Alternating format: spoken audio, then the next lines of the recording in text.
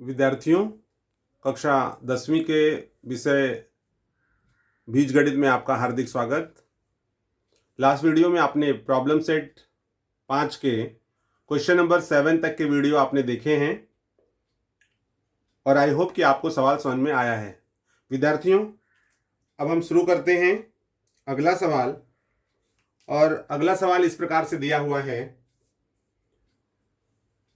किसी बक्से में 30 टिकट हैं, प्रत्येक टिकट पर 1 से 30 में से एक ही संख्या लिखी गई है। इसका क्या मतलब है कि प्रत्येक टिकट पर 1 से 30 मतलब एक ही बार लिखा गया है। 1 2 3 4 5 ऐसे करके 30 तक लिखा गया है। इसमें से कोई एक टिकट यादृच्छिक पद्धति से, अभी तक आपने यादृच्छिक का मतलब समझ गए होंगे कि यादृच्छिक का मतलब है रैंडमली, यानी आपको 1 से 30 तक के अगर टिकट लिखे गए हैं उसमें से किसी एक को निकालना है। तो एक कोई भी निकालोगे तो एक भी हो सकता है या फिर 1 से 30 के बीच में कोई भी अंक हो सकते हैं, तो उसको यादृच्छिक या रैंडमली कहा जाता है। इस पद्धति से निकाला गया है तो निम्नलिखित घटनाओं की संभाव्यता ज्ञात करो। क्या घटना दी गई है कि हम जो टिकट निकालेंगे उस टिकट पर जो संख्या मिले वो विषम हो, और दूसरा जो घटना है कि टिकट पर पूर्ण वर्ग संख्या हो। तो आपको विषम संख्या मिलना और पूर्ण वर्ग संख्या, ये दो घटनाओं की हमें संभाव्यता ज्ञात करनी है। चलिए हम देखते हैं कि इस प्रश्न का उत्तर किस प्रकार से ज्ञात करेंगे। तो यहां पर चूंकि एक बक्से में 30 टिकट है, तो यहां पर सॉल्यूशन में हम लिखेंगे कि बक्से में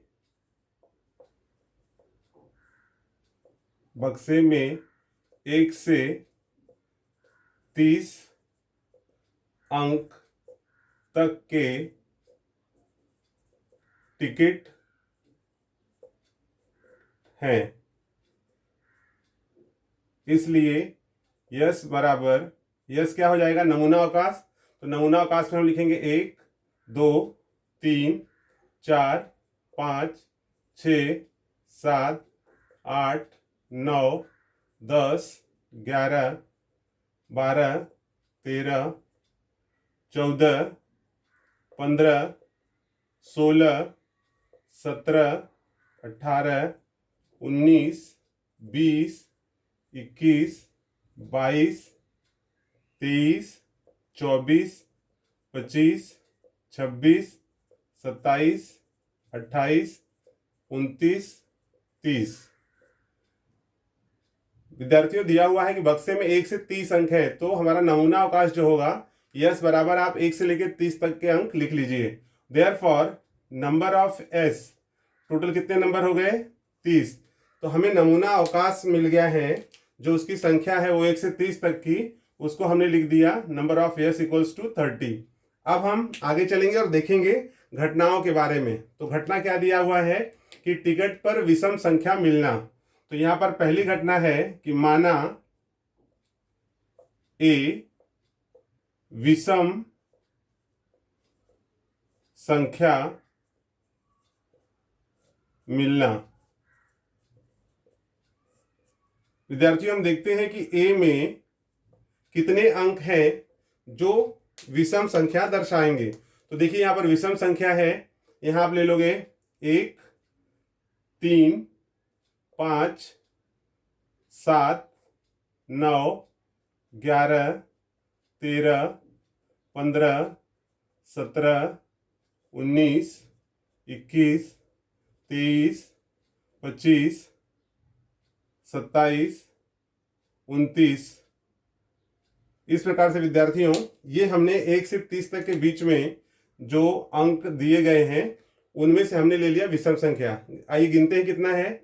1 2 3 4 5 6 7 8 9 10 11 12 13 14 15। So therefore number of A is equals to 15। तो विद्यार्थियों, ये हमें मिल गया है number of A equals to 15, अर्थात विषम संख्या कितनी है, 15। अगर हम 1 से 30 तक के अंक लेते हैं तो उसमें से जो 15 अंक हैं वो विषम संख्या के हैं। अब यहां पर ज्ञात करना है आपको संभाव्यता, अर्थात प्रोबेबिलिटी फाइंड आउट करना है कि 30 अंक में कितने अंक होंगे जो विषम संख्या के होंगे। तो यहां पर P of A is equals to number of A upon number of S. तो विद्यार्थियों आप देखोगे कि आपको number of A upon number of S इसका मान रख दीजिए। यहां पर आपको मिल जाएगा number of A is equals to 15 upon number of S 30। तो therefore P of A is equals to 15 1 जा 15, 15 2 जा 30, सो 1/2। तो यहां पर हम कह सकते हैं विद्यार्थियों कि अगर बक्से में 30 टिकट दिया गया है तो उसमें से विषम संख्या मिलने की संभावना ज्ञात करो। तो विषम संख्या मिलने की जो संभावना है वो हो जाएगा 1/2। कैसे हो गया? 15 1 जा 15, 15 2 जा 30, 1/2। तो ये हो गया पहली घटना। अब विद्यार्थियों हम देखेंगे दूसरी घटना। दूसरे में पूछा गया है कि टिकट पर पूर्ण वर्ग संख्या मिलना। तो हम मान लेते हैं कि माना बी टिकट पर पूर्ण वर्ग संख्या, टिकट पर पूर्ण वर्ग संख्या मिलना। इसलिए b इक्वल्स टू विद्यार्थियों पूर्ण वर्ग संख्या। तो पूर्ण वर्ग संख्या क्या है? वह संख्याएं या वे संख्याएं जिसका हम वर्गमूल निकाल लें। या हम ऐसे कह सकते हैं, जैसे मान लीजिए 1 है, 1 का वर्ग करेंगे तो आपको 1 मिलेगा, 2 का वर्ग करेंगे 4 मिलेगा, 3 का वर्ग करेंगे 9 मिलेगा, 4 का वर्ग करेंगे 16 मिलेगा। तो ऐसी संख्याएं आपको लेना है कि जिसका हमें वर्गमूल मिल सके। तो अगर हम 1 का वर्गमूल निकालते हैं तो हमें 1 मिलेगा, तो ये पूर्ण वर्ग संख्या है। बाकी आप देखोगे इसमें किसी का भी आपको वर्गमूल नहीं मिलेगा, सिर्फ यहाँ पर आपको, जैसे यहाँ पर 4 का मिलेगा, 4 का वर्गमूल 2, तो 4 हो जाएगा। तो यहाँ पर हम लिख देंगे 4। इसके बाद में आप देखोगे 9 है, 9 का वर्गमूल 3। तो इस प्रकार से विद्यार्थियों आपको वे अंक लेने हैं जिनका वर्गमूल हमें प्राप्त होता हो। फिर 9 के बाद में आप देखोगे 16, 16 का वर्गमूल 4 होता है, तो यहाँ पर 16। इसके बाद में अगला है, इसमें से और कोई नहीं, एक आपको मिल जाएगा 25, तो ये आप 25 ले लोगे, 25 का वर्गमूल हो जाता है 5। तो इस प्रकार वे संख्याएं जिसका हम वर्गमूल निकाल सकते हैं, स्क्वायर रूट जिसका निकाल सकते हैं, वे सभी अंक जो है वो स्क्वायर रूट डिजिट्स कहलाते हैं। विद्यार्थियों अब हम देखते हैं कि हमें पूर्ण वर्ग संख्याएं कौन सी मिल गई हैं। तो 1 2 3 4 5। सो नंबर ऑफ बी अगर आप देखते हो तो आपको 5 मिल गया है। तो इस 30 जो अंक थे नमूना अवकाश में, इसमें आप देख रहे हो कि आपको 30 अंक हैं। इन 30 अंकों में से 5 अंक ऐसे हैं जो पूर्ण वर्ग संख्याएं हैं। So number of B equals to 5।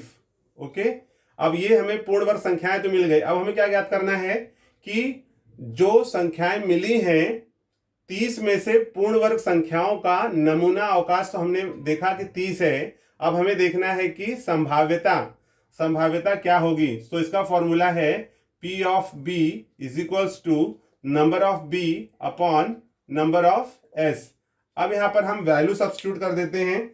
Value अगर आप सब्स्टिट्यूट करते हो, नंबर ऑफ B दिया हुआ है 5 और नंबर ऑफ S है 30।